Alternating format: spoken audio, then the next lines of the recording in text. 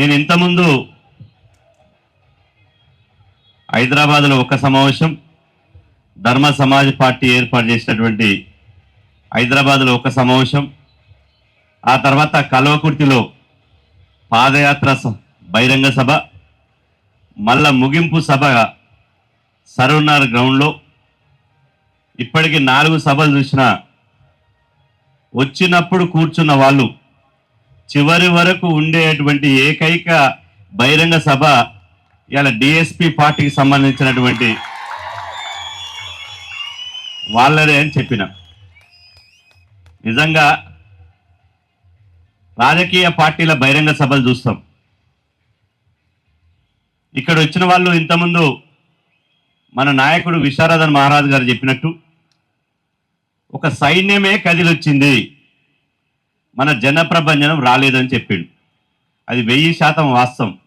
ఇక్కడ ఉన్నటువంటి వాళ్ళు ఎవరు కూడా వ్యక్తులు కాదు, ఒక్కొక్కరు 1,00,000 మందితో సమానం. మీరంతా బహుజన శక్తులు. అందుకోసమే ఇలా 10:15 పోలీసు వారికి నేను విజ్ఞప్తి చేస్తున్నా, మేము శాంతియుతంగా ప్రజాస్వామ్యయుతంగా మీకు ఎక్కడ ఆటంకం లేకుండా సభ నడిపించుకునే బాధ్యత మాది. మీరు ఏమి మా గురించి ఆందోళన చెందొద్దు అని చెప్పి సందర్భంగా తెలియజేస్తున్నా. ఈరోజు మానీయుడు మన ప్రపంచ జ్ఞాని అంబేద్కర్ గారు పుట్టినరోజు. నేను నిన్న నల్గొండ పోయినప్పుడు నల్గొండలో నాకు కలిశారు కొంతమంది, అన్నారు రేపు హైదరాబాద్ వస్తున్నారు కదా, మేము వస్తున్నామని. ఇలా అలంపూర్ నుంచి మొదలుకొంటే ఆదిలాబాద్ వరకు, నల్లగొండ నుంచి మొదలుకొంటే జైరాబాద్ వరకు ఇలా బీసీ ఎస్సీ ఎస్టీ నాయకులు ఇక్కడికి కదిలి వచ్చారు. ఈ సభ రేపు 100కు 100% చరిత్రలో నిలిచిపోతుంది అని చెప్పి సందర్భంగా తెలియజేస్తున్నా. రాజకీయ పార్టీలు ఇంతకుముందు చెప్పినట్టు ఈరోజు ఏ రాజకీయ పార్టీ అయినా నేను సవాల్ చేస్తున్నా, ఏ రాజకీయ పార్టీ కావచ్చు. నేను ఆ పార్టీల పేరు చెప్పి సమయం వృధా చేయదలుచుకోలే. బీరుబుడ్డి వంచకుండా, బిర్యానీ పొట్లం ఇవ్వకుండా, అదేవిధంగా జేబుల పచ్చనోటు లేకుండా 1,00,000 మందితోటి సభ పెట్టే పార్టీ ఏదైనా ఈ రాష్ట్రంలో ఉందని నేను అడుగుతున్నా. ఉన్నదా? కానీ మనకు మనమే సర్ది కట్టుకొని, మనకు మనమే బచ్చాదులు పెట్టుకొని, మన కారులో మన బండిలో మన డీజిల్ మనం పోసుకొని ఇవాళ కాలే కడుపులతోటి 100 కిలోమీటర్లు వచ్చినటువంటి ఇవాళ నిజమైనటువంటి ఉద్యమకారులు మీరు మాత్రమే అని చెప్పి సందర్భంగా తెలియజేస్తున్నా. అందుకోసమే నేను ఈ తెలంగాణ రాష్ట్రంలో 3 కోట్ల మంది బహుజనులకు ప్రతినిధులు మాత్రమే ఇక్కడ వచ్చారు. ఇలా 3 కోట్ల మందితోటి సభ నడుపుతుందని మనం భావిద్దాం. ఇలా ఆన్లైన్ ద్వారా, ఆఫ్లైన్ ద్వారా మీరు అందరు ఉన్నారు. ఆన్లైన్ ద్వారా కూడా 1,00,000 మంది చూస్తున్నారు ఈ సభని. దాంతో పాటు అగ్రకులాల ఏజెంట్ కూడా చూస్తున్నారు. ఇలా ఎందుకు? వాళ్ళకి ఇప్పటికే ఏసీ రూమ్లో కూర్చున్నా చల్ల చెమటలు పట్టే సభను నడిపించిన ఈ ఆదిలాబాద్ గడ్డ మీద. మా మిత్రుడు గణేష్ గురించి మా బీసీ సంఘం నాయకులు చెప్పారు. ఇవాళ ఆదిలాబాద్లో ఇంత పెద్ద ఎత్తున వారి సభాధ్యక్షతన ఇవాళ సభ జరపడం, మా మిత్రులు ప్రొఫెసర్ నాగం కుమారస్వామి గారు, ప్రొఫెసర్ రామయ్య గారు, ప్రొఫెసర్ చంద్రయ్య గారు, మా సోదరిమణి దాసోజు లలిత గారు, మా నాయక్ గారు, మా బీసీ సంఘాల నేతలు దత్తు గారు, శ్రీనివాస్ గారు, అదేవిధంగా వేదిక మీద చాలామంది నాయకులు ఉన్నారు. వారందరికీ ఇలా విశారదన్ మహారాజ్ ఒక విప్లవం, ఆయన పేరే ఒక విప్లవం. అది సామాజిక విప్లవం. ఎందుకంటే మాదిగ వాడకు మహారాజులని పేరు పెట్టి విప్లవాన్ని సృష్టించాడు. మాదిగలము కావచ్చు కానీ మేము ఈ చరిత్రలో మహారాజులమని చెప్పి నిరూపించాడు. అందుకే ఆయన విప్లవం అని చెప్పాను. ఈరోజు విశారదన్ మహారాజు అందరూ విశారదను మహారాజు అంటున్నారు. నేను అంటున్నా ఆయన ఇప్పటి నుంచి విశాలను మహారాజు. విశాలమైనటువంటి బీసీ, ఎస్సీ, ఎస్టీ, మైనార్టీ, సబ్బండ కులాలను కలిపినటువంటి విశారదను మహారాజు ఈ రోజు నుంచి ఆదిలాబాద్ గడ్డ నుంచి విశాల మహారాజుగా మారిపోతుందని చెప్పి సందర్భం కోరుతున్నా. ఇలా సభ పెట్టుకుంటున్నాం, మాట్లాడుతున్నాం. ఒక్కొక్క ప్రొఫెసర్ మాట్లాడుతుంటే మన శరీరంలో రక్తం బాయిలైపోతున్నది. ఎన్ని రోజులు మాట్లాడాలి? ఎన్ని రోజులు ఒక పిడికెడు శాతం లేనటువంటి వాళ్ళని దేయి అని అడుక్కోవాలి? గంపెడు శాతం ఉన్నటువంటి మనం, 90% ఉన్నటువంటి మనం ఈ 9% లేని దగ్గర, వాని అయ్య దగ్గర, వాని తాత దగ్గర, వాని కొడుకు దగ్గర దేయి అని అడుక్కోవాలన్నా మనం? బిడ్డ, అంబేద్కర్ చెప్పినట్టు ఈ ఆదిలాబాద్ గడ్డ మీద నుంచి మనం ఒక సవాల్ విసురుదాం. ఇప్పటి నుంచి బీసీ, ఎస్సీ, ఎస్టీ సమాజం యాచించదు, ఇక నుంచి రాజకీయాలను శాసిస్తదు అని చెప్పి ఇవాళ మనం ఒక పిలిపిద్దాం. బీసీ, ఎస్సీ, ఎస్టీలు అంటే వృత్తులు వేరు కావచ్చు. మిత్రులారా ఒకటి గుర్తుపెట్టుకోండి, నేను ఎప్పుడు చెప్తుంటా, వృత్తులు వేరు కావచ్చు, కానీ బీసీ, ఎస్సీ, ఎస్టీ, మైనార్టీల నెత్తురు ఒకటే, మన నెత్తురు ఒకటే. ఆదిలాబాద్ గడ్డ జల్ జమీన్ జంగిల్ కోసం పోరాడినటువంటి కొమరం భీం పుట్టిన గడ్డ. అదేవిధంగా తెలంగాణ కోసం ఇప్పుడున్నోళ్ళు ఈ అగ్గిపెట్టగాళ్ళు, వాడోడు వీడోడు నేను రాజీనామా చేసిన అంటున్నాడు. కానీ తెలంగాణ కోసం మొట్టమొదటి రాజీనామా చేసిన తెలంగాణ ఉక్కు మనిషి కొండ లక్ష్మణ్ బాబుజీ పుట్టిన గడ్డ ఈ ఆదిలాబాద్ గడ్డ. మరి మా విశారదన్ మహారాజుకు ఎందుకు వచ్చిందో ఆలోచన, కానీ ఈ ఉక్కు మనిషి పుట్టిన గడ్డ మీద నుంచి రేపు రాజకీయ సమర శంకారావాన్ని ఇవాళ ఊదుతున్నాడు. అది 100% ఈ 1,00,000 కిలోమీటర్ల రథయాత్ర అసెంబ్లీకి బయలుదేరుతుంది, ఇక్కడ పార్లమెంటు ఢిల్లీకి బయలుదేరుతుంది. 100% విజయం సాధించి తీర్థము అని చెప్పి సందర్భంగా తెలియజేస్తున్నా. నేను అంటున్నా, ఎస్సీ, ఎస్టీ, బీసీ, మైనార్టీలు ఒక తల అందరం కలిసి ఒక తల. ఆ తలలో బీసీలు కళ్ళైతే, ఎస్సీలు చెవులైతే, ఎస్టీలు ముక్కైతే, మా మైనార్టీలు నోరు లాంటి వాళ్ళు, వీళ్ళందరం కలిస్తేనే ఒక మనిషి అయినాం.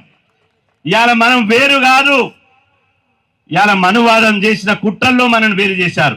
కాబట్టి మా విశారదన్ మహారాజు గారు హైదరాబాద్ లో BC, SC, ST, minority JAC పెట్టిండు. నేను అప్పుడు ఢిల్లీకి పోయినా, నేను లేను అని కొంతమంది అన్నారు. ఆ నక్కజిత్తుల మాటల్ని పటాపంచలు చేయడానికే ఎన్ని ప్రోగ్రాంలు ఉన్నా ఆదిలాబాద్ గడ్డకొచ్చి విశారదన్ మహారాజు ఒంటరి కాదు, ఇవాళ సబ్బండ సమాజం 90% జనాభా విశారదన్ మహారాజు వెంట ఉందని చెప్పడానికే ఈ ఆదిలాబాద్ గడ్డ మీదకి వచ్చినామని చెప్పి సందర్భం గుర్తు చేస్తున్నా. ఈ రథ చక్రాల కింద ఎవరిని నడపాలి?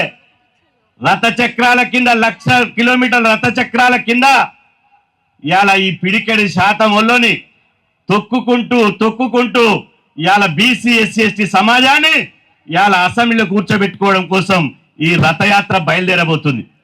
ఇవాళ ఒక్కసారి మిత్రులారా, సమయం లేదు కాబట్టి చాలా తక్కువ సమయం తీసుకొని మాట్లాడతా. చాలా విషయాలు మాట్లాడాలని ఉంది, కానీ ఒక్కసారి ఆలోచన చేయండి.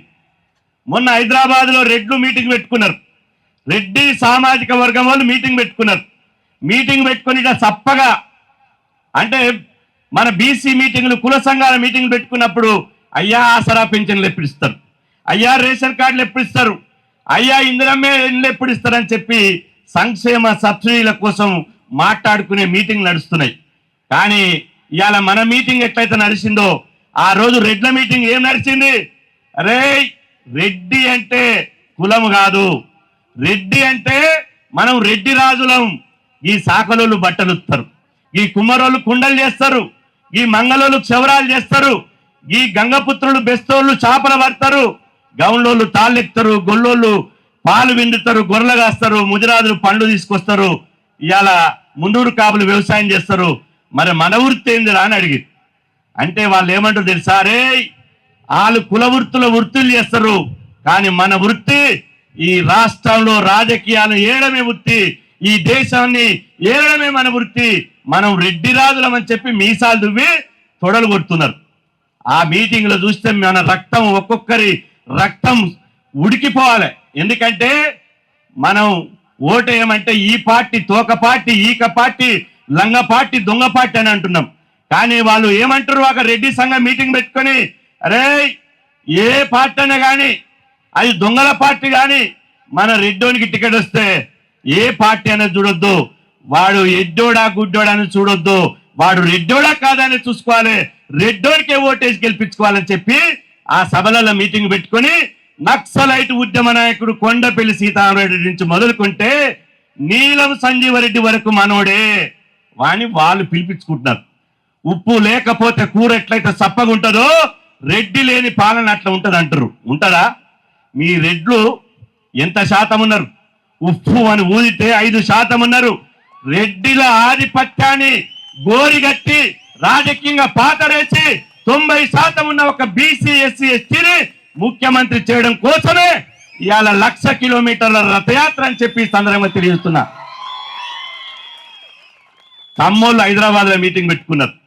వాళ్ళు మీటింగ్ పెట్టుకుని ఏం చేస్తుందో తెలుసా? అరే 28 మంది ముఖ్యమంత్రులు అయితే ఈ రెడ్డోళ్ళు 12 మంది ముఖ్యమంత్రులు అయ్యారు. మన ఖమ్మంలో 6 ముఖ్యమంత్రులు అయినాం. ఉపరాష్ట్రపతి వెంకయ్య నాయుడు రాకపోయినాం. జనరల్ మిశ్రా వెంకయ్య నాయుడు రాష్ట్రపతి మిస్ అయింది. ఏం పర్వాలేదు, ఇక్కడ దేశాన్ని వెళ్ళినాం, రాష్ట్రాన్ని వెళ్ళినాం, ఆంధ్రప్రదేశ్ని వెళ్ళినాం, అన్ని వెళ్తున్నాం. పత్రికలు మనే, టీవీలు మనే, అన్ని మనే. చివరికి ఏం వెళ్ళాలి? వాళ్ళ చూడండి, వాళ్ళ లక్ష్యం ఏం వెళ్ళాలి? వాళ్ళ ఆసరా పింఛను, సబ్సిడీలో, స్కాలర్షిప్లు అడుగుతలేరు. ఖమ్మంలో రాజకీయ పిలుపు ఒక్కటే పిలిపించారు. అరే ఈ దేశాన్ని వెళ్ళాం సరిపోయింది, రాష్ట్రాన్ని వెళ్ళాం సరిపోయింది, ఈ ప్రపంచాన్ని శాసించే అమెరికను ఖమ్మంలో వెళ్ళాలని చెప్పి ఓ కమలా హారిస్ అంటామని గెలిపించండి గెలిపించండి గెలిపించండి అని ఖమ్మోలు తిరిగారు. ఏమైంది? ఖమ్మోలు అంటే ప్రపంచాన్ని శాసించే అమెరికలు కూడా ఖమ్మోలు గెలవాలని మనంత వాళ్ళు తిరుగుతుంటే మనం ఇంకా సబ్సిడీల కాడ, ఆసరా పింఛన్ల కాడ ఉందామా? ఒకసారి గుర్తుపెట్టుకోండి. హైదరాబాద్ లో రాజులు మీటింగ్ పెట్టారు. రాజులు వాళ్ళు ఏమంటారు? మనం కేంద్ర మంత్రులం, ఈ బీసీ ఎస్సీ ఎస్టీలంతా గోషిగాలు వాళ్ళని పరిపాలించాలని వాళ్ళు పిలిపిస్తున్నారు. ఇవాళ కమ్మలు, కాపులు, రెడ్లు, ఇవాళ వెలమలు. ఇక వెలమలు చూసుకొని చెప్పవలసిన అవసరం లేదు. వెలమల గురించి మొత్తం వెలమ కారిడార్ ఇక్కడ హైదరాబాద్ వరకు మీరు చూడండి. సిద్దిపేట వెలమ, గజ్వేలు వెలమ, ఇసుటొస్తే ఇవాళ జగిత్యాల వెలమ, కోరుట్ల వెలమ, ఇక్కడ ఆదిలాబాద్ లో మంచిర్యాల వెలమ.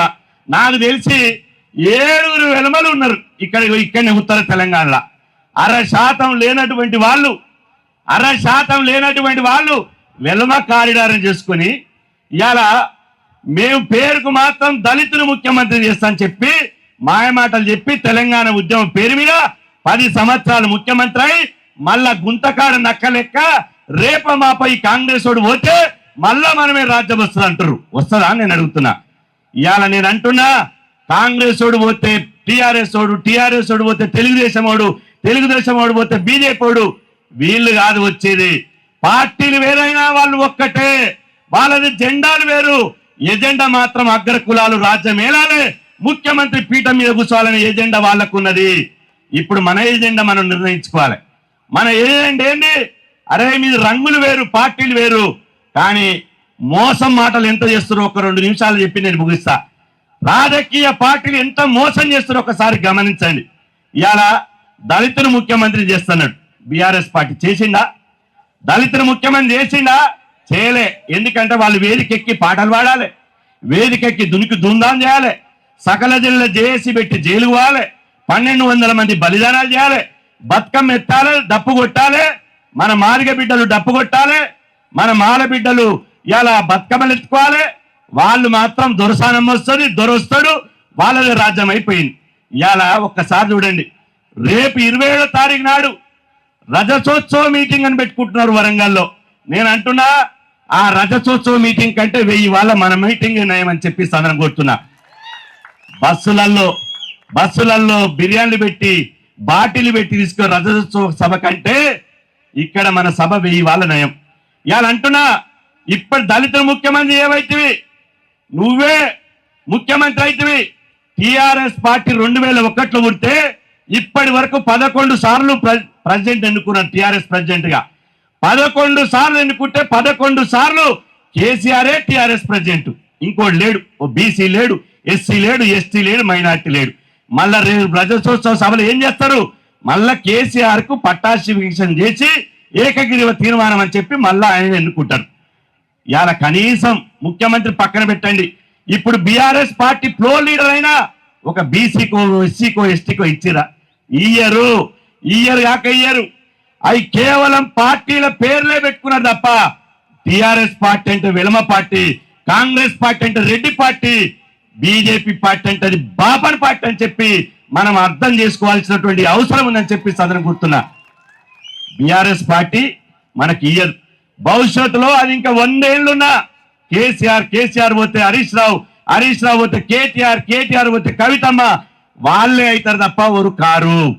ఇవాళ కాంగ్రెస్ చూడండి, జెండా మోసకాల మానవుడు ఉంటాడు, పిసిసి అధ్యక్షుడు మానవుడు ఉంటాడు, ముఖ్యమంత్రి పాట కాడ రెడ్డి ఆయన ఉంటాడు. జెండా మోసకాల మానవుడు ఉంటాడు. ఓ డి శ్రీనివాసు జెండా మోసిండు, పొన్నాల లక్ష్మయ్య జెండా మోసిండు, మల్లికార్జును జెండా మోసిండు, బొత్స సత్యనారాయణ జెండా మోసిండు, బీసీలందరూ జెండా మోసారు.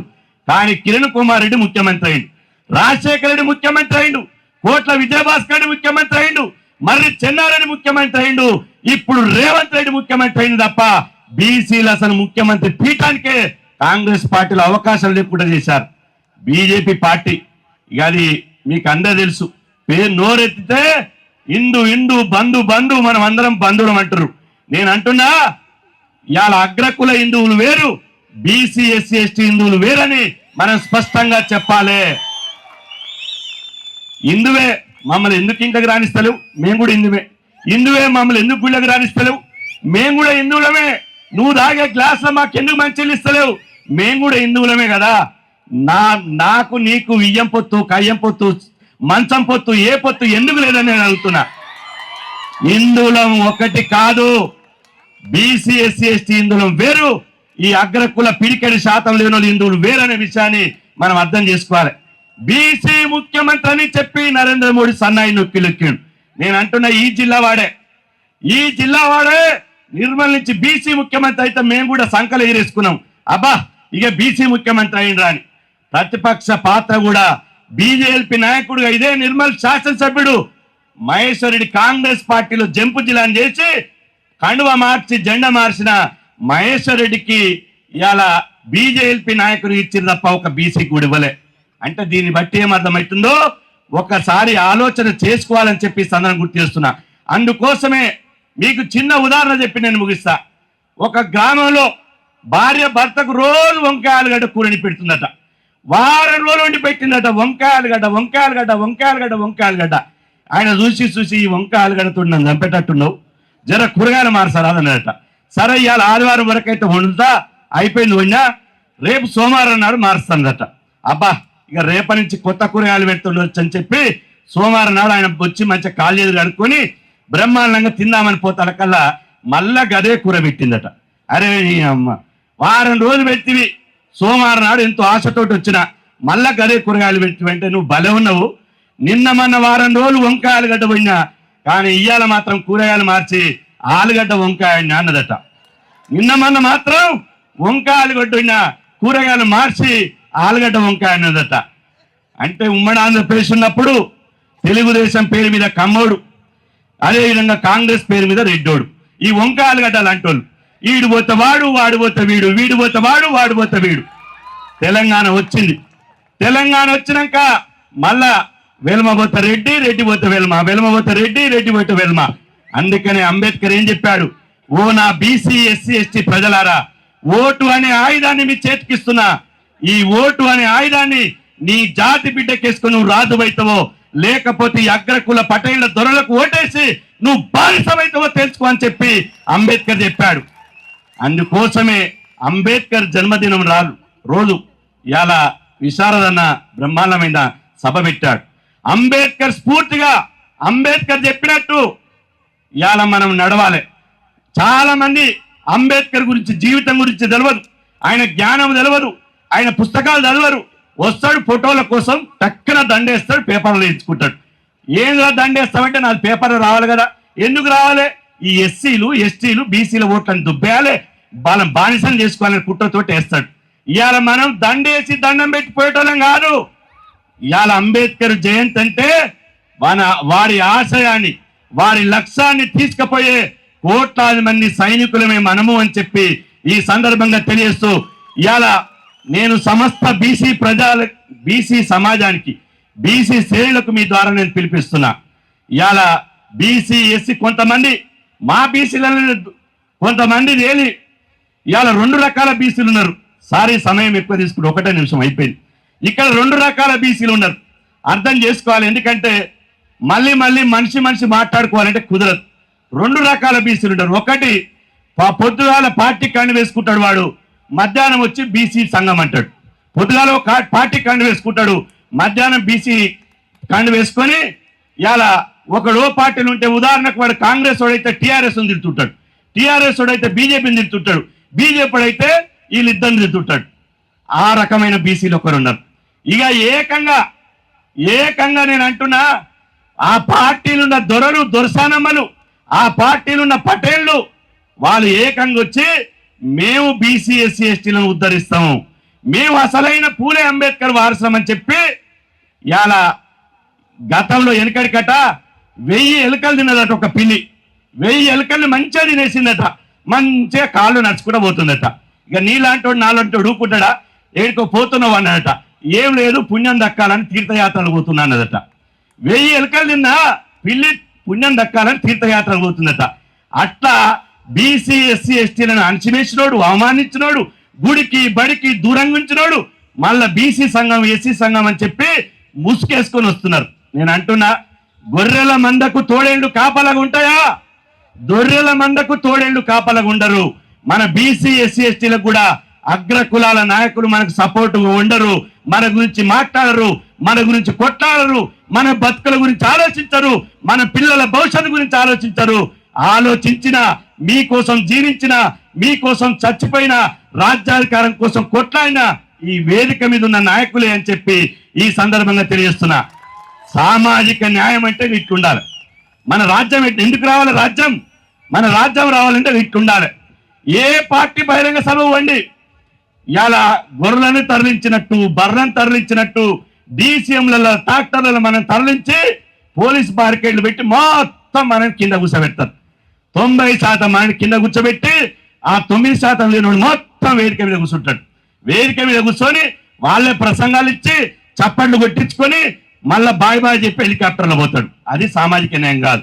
ఇక్కడ ముందు మీరే ఉన్నారు, వేదిక మీద మనమే ఉన్నాం. ఇది సామాజిక న్యాయం అంటే. రేపు సామాజిక న్యాయం రాజ్యం వస్తే మనకు న్యాయం జరుగుతుంది. ఆ రోజు రాజ్యాధికారం అంటే రాజులు చక్రవర్తులు ఏలేదు కాబట్టి రాజ్యాధికారం అన్నారు. ఇప్పుడు ప్రజాస్వామ్యం ఏమనాలి? రాజకీయ అధికారం అనాలి. రాజకీయ అధికారం ఎట్లొచ్చింది? రాజ్యాధికారంలో కత్తులు పట్టుకొని కొట్లాడ చేసి రక్తం ఏర్లైపోతే రాజ్యాధికారం వచ్చేది. కానీ ఇప్పుడు నెత్తురు చుక్క చిందకుండా, నువ్వు శ్రమ చేయకుండా, ఎవరిని దూషించకుండా నీ ఓటు నీ వానికేసుకుంటే, ఓటు అనే ఆయుధంతో పోరాటం చేస్తే రాజకీయ అధికారం వస్తుంది, మన బతుకులు మారుతాయి, భవిష్యత్తు మారుతుంది, మన పిల్లల భవిష్యత్తు కూడా మారి. ఇలా అంబేద్కర్ రాజ్యాంగ పీఠికలో ఫస్ట్ పేజీల పీఠికలో కూడా చెప్పాడు, ఈ నా రాజ్యాంగం అమలు కావాలంటే ఈ పీఠికలో సామాజిక సమానత్వం, రాజకీయ సమానత్వం, ఆర్థిక సమానత్వం రావాలన్నాడు. ఆ సమానత్వం రావాలంటే మన బహుజన రాజ్యం రావాలి. ఆ బహుజన రాజ్యం కోసం బయలుదేరిన విశారద మహారాజుకు బీసీ సమాజం తరపున 100కు 100% సంపూర్ణంగా మద్దతు ఉంటుందని చెప్పి ఈ సందర్భంగా తెలియజేస్తూ ఈ అవకాశం ఇచ్చినటువంటి నా రక్త సంబంధికులందరికీ పేరు పేరున ప్రత్యేకంగా ధన్యవాదాలు తెలుపుతున్నాను.